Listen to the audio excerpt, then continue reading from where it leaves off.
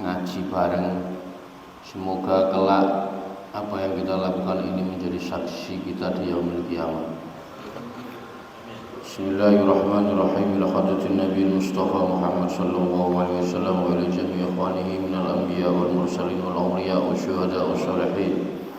Inama kanu yusallikal ardi ila maghribiha wa barriha wa bakhriha khususan Maulana Syekh Abdul Qadir Al-Jilani Syekh Bahuddin An-Naqsabandi Syekh Bil Hasan Asyadili wa Syekh Ali bin Bakar Asqaf wa jami'i masyayikhina khususan mu'allim hadal kitab Syekh Abi Abdullah Syamsuddin Muhammad bin Qasim bin Muhammad Al-Ghazi Syekh Muhammad Alawi Al-Maliki Syekh Maimun Jubair lahum al-Fatihah. A'udzu billahi minasy syaithanir rajim. Bismillahirrahmanirrahim. Alhamdulillahi rabbil alamin arrahmanir rahim maliki yaumiddin. إياك نعبد وإياك نستعين اهدنا الصراط المستقيم صراط الذين أنعمت عليهم غير المغضوب عليهم ولا الضالين آمين. بسم الله الرحمن الرحيم. قال المصنف رحمه الله تعالى ونفعنا بعلومه في الدارين آمين. Kemarin kita membahas tentang syarat sholat, syarat sahnya sholat. Berarti posisinya sebelum sholat. Nah, yang pertama yaitu taharatul a'dha'i minal hadasi wan najasi. Jadi bersuci anggota badan dari hadas kecil atau hadas besar dan dari najis yang pertama. Yang kedua satrul aurati bilibasin tahirin. Yang kedua menutup aurat dengan pakaian yang bersih. Nah, ini baru yang ketiga. Wal wuqufu wasalisu utawi sing nomor 3 syarat sah salat. Al wuqufu iku wukuf. Wukuf itu ya mandek ya atau manggon. Manggon atau menetap ala makanin ing atase panggonan tahirin kang suci. Yang nomor 3 syarat sahnya sholat adalah sholat dilakukan pada tempat yang suci. Jadi kalau sampean sholat kok sholat tempatnya tidak suci, maka sholatnya tidak sah. Fala tasihhu, maka tidak sah sholatu syakhsin yulaqi. Fala tasihhu, maka tidak sah. Apa yang tidak sah? Apa as-sholatu sholat? Apa as-sholatu syaksin, sesolatnya seseorang yulaki kang tetemu atau bertemu ya. Ba'du badani, apa sebagian anggota badannya syakhs seseorang, au libasihi atau pakaiannya seseorang tadi bertemu najasatan ing najis, maka tidak sah sholatnya orang yang sebagian badannya atau pakaiannya bertemu najis saat posisi berdiri atau duduk. Pokoknya saat posisi apapun. Fikiyami au qu'udin au ruku'in au sujudin. Ini posisinya saat berdiri, duduk, rukuk ataupun sujud, maka tidak sah. Tempatnya, maka orang yang pertama masuk surga duluan itu ya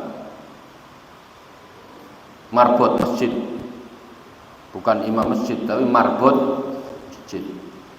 Maka bangga jadi marbot masjid. Sampean mau imam bacaannya enak, mau fasih, kalau tempatnya enggak disucikan dulu sama marbot ya najis, enggak sah sholat sampean tetap. Maka masuk pertama duluan bukan imam, bukan yang bagian adzan, tapi yang bagian bersih. Karena ada ini syarat sahnya sholat, bukan dalam posisi sholat loh, sebelum sholat. Bersuci, wudu itu sebelum sholat. Nah, terus menutup aurat itu sebelum sholat. persiapan mau sholat. Warabi'u yang nomor 4, al-ilmu bidukhulil waktu. Al-ilmu itu mengetahui bidukhulil waktu kelawan manjingi atau masuknya waktu. Yang keempat, orang yang mau sholat itu harus tahu kalau ini sudah masuk waktu sholat. Jadi mengetahui masuknya waktu sholat.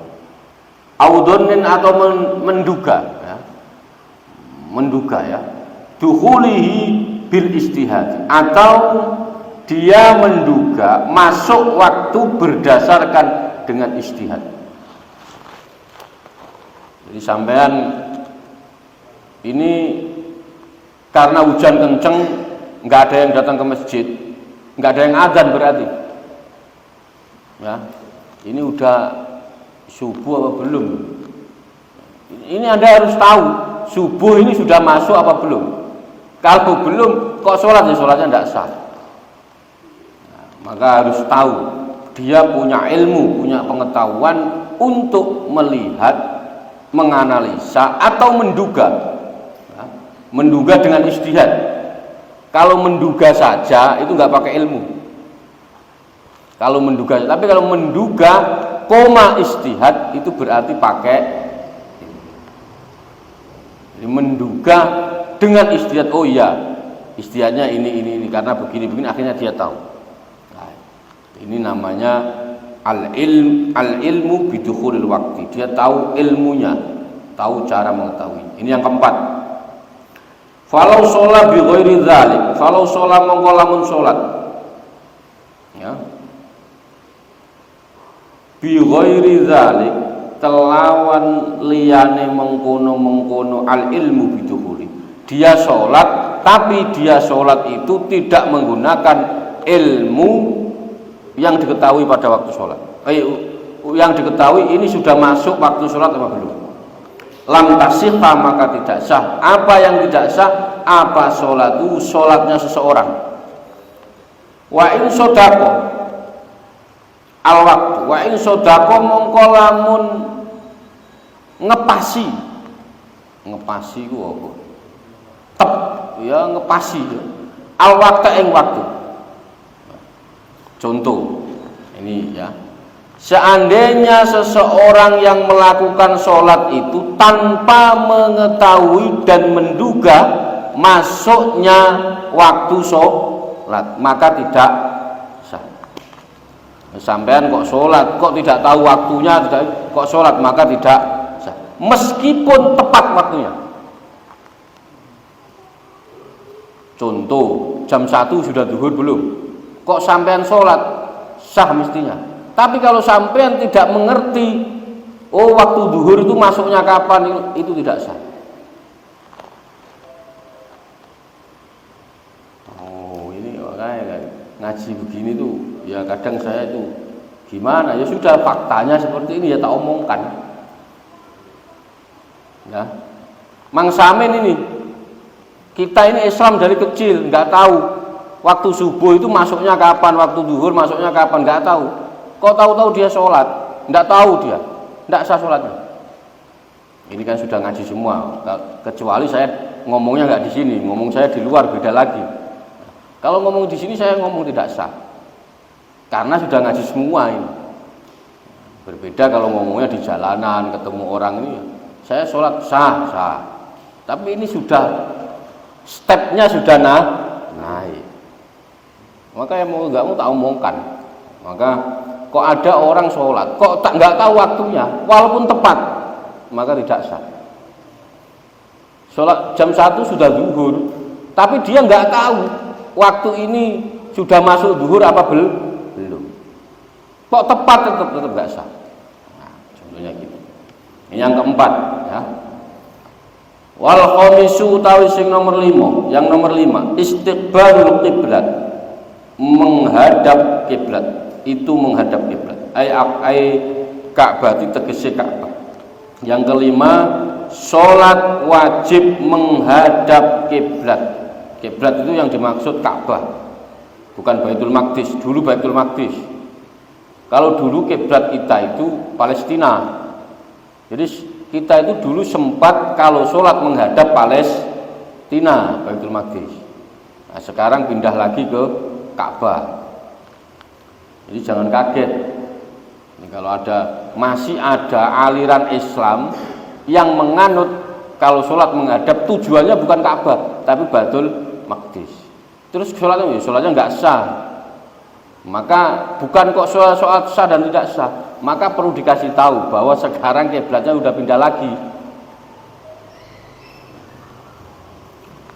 Sumiyat diarani apa Ka'bah kiblatan ing kiblat li'annal musol karena sedune wong kang salat yuqabiluha iku madhep musolli wa ka'batan lan wa ka'batan lirtiqaiha krana luhure Ka'bah. Kenapa kok dinamakan Ka'bah? Ka'bah itu disebut kenapa dengan kiblat? Karena sesungguhnya seseorang yang melakukan sholat menghadap kepadanya, kepada Ka'bah, dan disebut dengan Ka'bah. Kenapa? Karena ketinggiannya. Tinggi maksudnya mulia.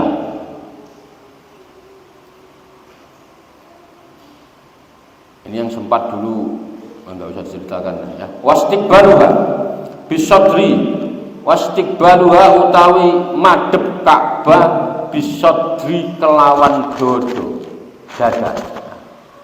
Maka sampean kok sholat yang penting dada sampean madhep kiblat. Kepalanya menga-mengu enggak batal. Kalau dadanya yang mengu Seumpama sampean sholat itu kepalanya kanan kiri tidak apa-apa, yang penting dadanya nggak bingung. Ini bermacam-macam sebenarnya, cuman enggak, ini coba kalau lihat dasarnya aja, yang penting dasarnya itu sampean sholat dadanya nggak mutar-muter. Kalau dadanya mutar-muter batal. Liman qadara alaihi itu kalau orangnya mampu ya, orang yang mampu. Syarat ini mampu. Seumpama dia sakit tiduran sholatnya, berarti sholatnya menghadap ke atas ya nggak apa-apa. Kalau orang yang nggak mampu itu nggak dibahas. Enaknya Islam itu begitu. Enaknya Islam. Wastasnalan dikecualikan al-musannif ma dzakarahu biqaulihi. Di pertama toharo a'dha'i minal hadasi wan najasati. Yang pertama, suci anggota badan dari hadas kecil maupun besar dan najis. Wasatrul aurati, dan menutup aurat bilibasi tohirin dengan pakaian yang suci. Wal wuqufu an alal makan tohirin, tempatnya harus suci. Wal ilmu bidukhulil waktu, dia harus tahu masuknya waktu sholat. Yang kelima wastiqbalul kiblati, dan menghadap kiblat. Syarat sah Anda mau sholat 5 ini harus pas. Maka tidak boleh contoh kiblatnya ke sana, sampean sudah suci najis, sudah ini semua nutup aurat, ternyata sampean pas takbir madhep ke sana baru madhep ke sana, nggak sah. Nah, karena syarat sahnya ini sebelum sholat madhep ke sana. Waya juzuran diperbolehkan tarkul istiqbalul kiblat fi sholati fi halatain. Diperbolehkan tidak menghadap kiblat saat melaksanakan sholat di dalam 2 keadaan, dalam 2 kondisi. Itu enggak menghadap kiblat enggak apa-apa. Yang pertama fi siddatil khaufi. Ya. Boleh sholat tidak menghadap kiblat dengan kedua keadaan. Yang pertama fi siddatil khaufi, ing dalem banget wedi saking takutnya, pas kondisi perang, pas kondisi pokoknya pas kondisi genting, pas banjir, apalagi pas gunung meletus, itu diperbolehkan untuk tidak menghadap kiblat. Fi qitali mubahin fardun, fi qitalin di dalam peperangan, mubahin kang diperbolehkan, fardhon iku wajib, kanat sholatu au naflan, boleh ya, dalam kondisi terdesak, dalam kondisi ketakutan, dalam kondisi perang, dalam kondisi pokoknya yang membuat sampean takut, gunung meletus lah, banjir lah. Kalau enggak ini saya mengantisipasi, itu boleh, nggak apa-apa. Yang diperbolehkan posisinya baik itu sholat fardu maupun sholat sunnah. Ini yang pertama. Jadi sampean tidak harus menghadap kiblat kalau pas kondisi seperti itu. Wafin nawafilati fi safari ala rohilati. Wafin nafilati lan ing dalam sholat sunnah as-safari ing dalam lelungan ala rohilati ing atasi tunggangan. Ketika melaksanakan sholat sunnah di atas kendaraan saat berpergian, sampean naik kuda, awalnya madhep kiblat, kudanya belok kanan, mobilnya belok kanan, pesawatnya belok kiri, tidak apa-apa.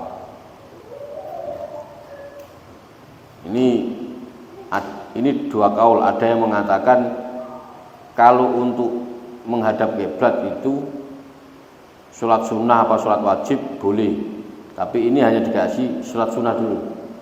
Jadi contoh gini, sampai naik kapal ya, sholat wajib menghadap kiblat, terus kiblat apa kapalnya ini, maka ada yang mengatakan tidak sah, tapi ada yang mengatakan sah.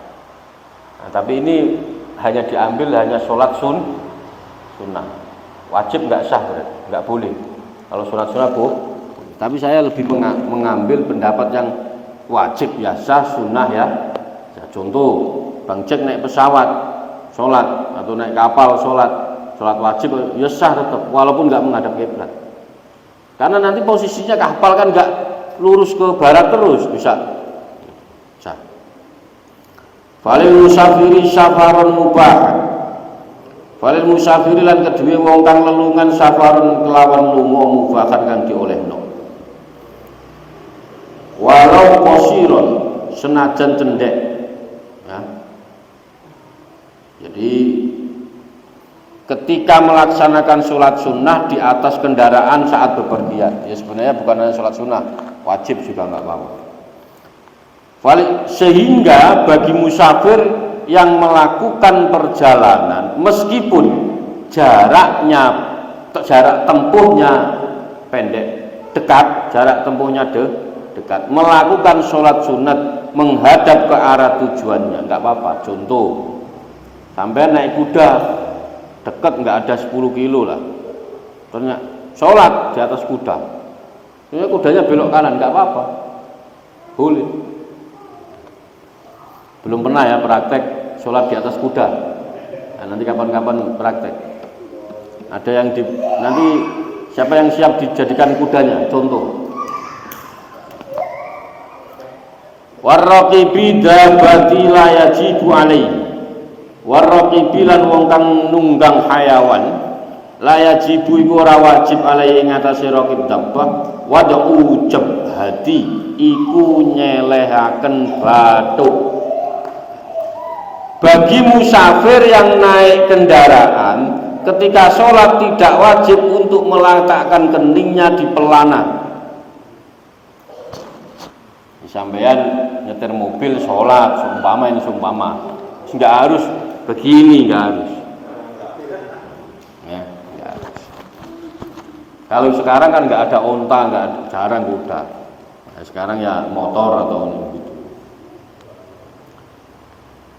Ala syarjiha masalah ya, bal yumi'u balik isyarah apa raqibud dabbah biruku'ihi wa sujudihi.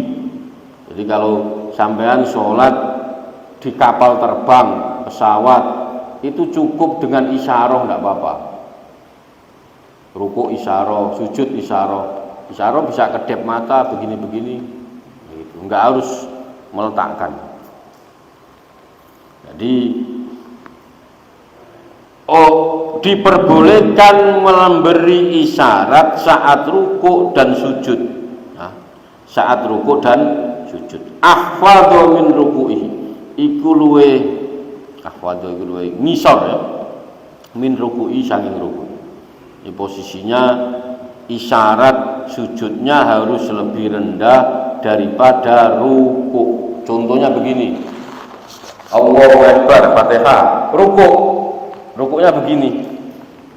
Subhana rabbiyal azim gitu kan. Nah, kok kembali lagi pas sujud nggak boleh sama. Harus agak rendah. Tapi tidak harus sujud. Paham ya? Jadi kalau rukuknya semua batasnya rukuk begini, sujud agak lebih. Wa ammal mashi, sedangkan orang yang ya musafir ya, fayutimmu ruku'ahu wa sujudahu wa yastaqbilul qiblata fihima. Wa amal masyi anapun utawi wong sing musafir, orang musafir, fayutimmu, orang yang musafir yang berjalan kaki, musafir itu berjalan kaki. Kok ada musafir, kok naik angkot, namanya bukan musafir. Kemarin viral, ada orang namanya Joko Kendil kemana-mana, ternyata naik angkot, namanya bukan musafir. Saya ulangi lagi, itu namanya bukan musafir. Musafir itu jalan kaki. Jadi semua dari kota A ke kota B dia jalan kaki. Lah kok dari kota B ke C kok naik angkot, nah itu sudah nggak musafir. Kecuali gini, dari Kerawang ke Jakarta jalan kaki. Dan di Jakarta dia muter-muter naik angkot nggak apa-apa. Tapi kalau sudah dari Jakarta mau pindah ke kota yang lain kok naik angkot, nah itu bukan musafir.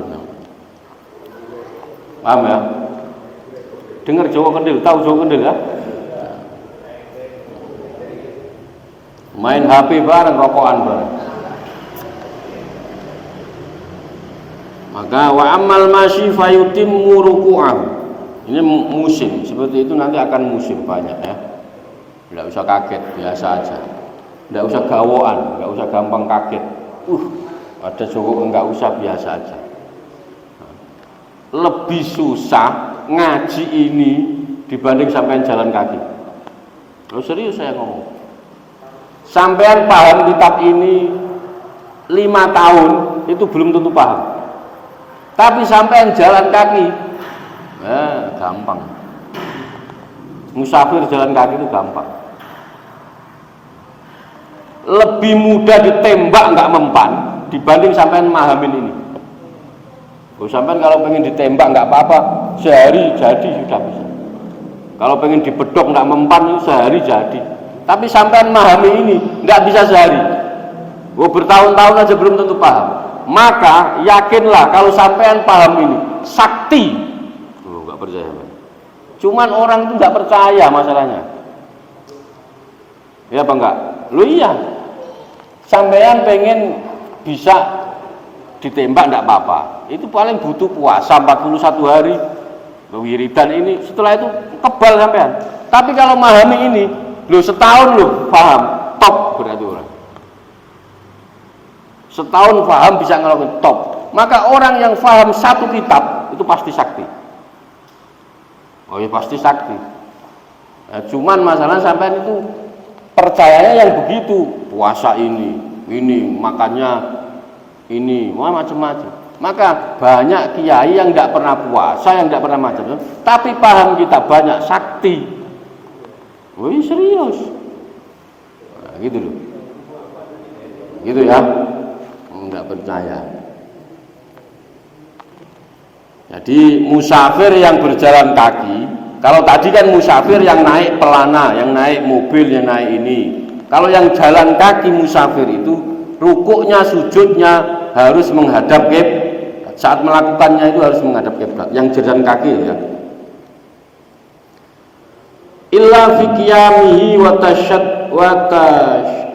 tasyahhudi, kecuali berdiri dan tasyahud.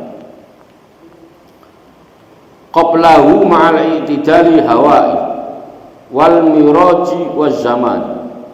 Di anggota sebelumnya itu sekira anggota yang di ini benar ya? Loh ya. Salah ini.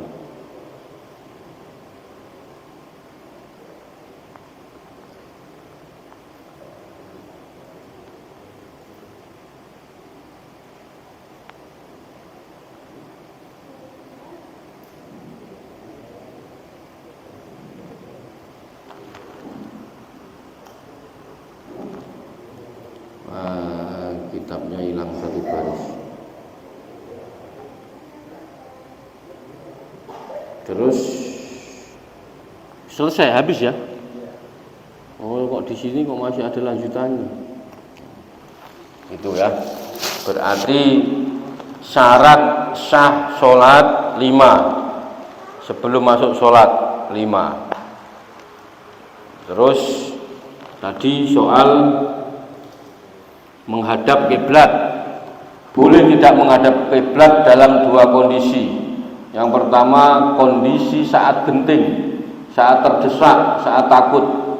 Yang pertama. Yang kedua saat bepergian naik naik kendaraan.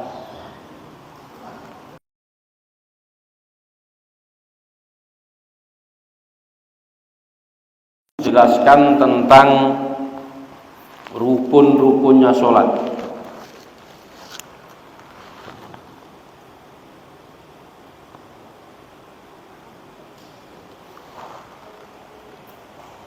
Watak, benar ya? Udah habis kan? Watakot dama makna sholati lughatan wa syar'an wallahu a'lam bis. Berarti syarat sahnya sholat. Ini siapa yang harus tahu? Kalau tidak tahu satu saja berarti sholatnya tidak sah. Ini sudah terpaksa karena sudah ngaji harus tahu. Harus tahu sudah ngaji. Nah, kalau yang belum ya nggak apa-apa, namanya yang belum. Makanya orang itu nggak ada yang pinter sebenarnya. Orang itu semakin tahu semakin bodoh. Oh iya. Contoh ini contoh. Ketika sampean sekolah S1 kedokteran pasti dipanggil belajar semua, ke seluruh anggota tubuh belajar semua. Tapi ketika sampai naik satu tingkat S2 itu pasti khusus, pasti spesialis. Kulit ya hanya belajar kulit, spesialis mata ya hanya belajar mata. Orang melihat tingkatannya semakin tinggi, S2 itu kan semakin tinggi dibanding S1, tapi yang dipelajari lebih kecil. Nanti sampai naik lagi S3, kelihatannya orang udah top doktor macam-macam. Tapi yang awalnya dia belajar mata, ternyata dia belajar item-itemnya saja, putihnya enggak. Mata ini kan ada hitam sama putih.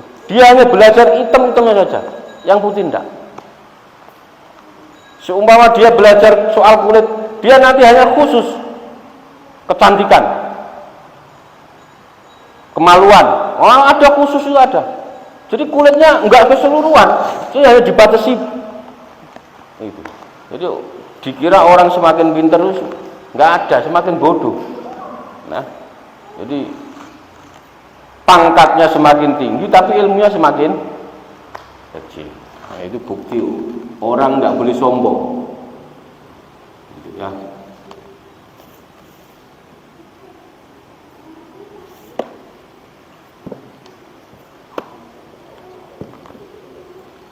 Bismillahirrahmanirrahim.